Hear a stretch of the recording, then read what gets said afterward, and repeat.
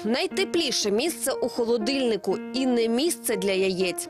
Протягом місяця британські учені спостерігали за зберіганням яєць при різних температурах і довели – у теплі ризик розмноження небезпечної сальмонели зростає. Тож зберігати яйця у дверцятах холодильника не варто. Найкращий варіант – середня полиця. Популярний ресторанний критик Тім Хейворд теж певен, дверцята холодильника псують яйця, а саме їхній смак. Але не через тепло, а через постійні відчинення та зачинення дверей. Такі коливання зменшують товщину білка. А ще шкарлупа швидко поглинає запахи інших продуктів. Тож бажано тримати яйця у паперовій закритій упаковці.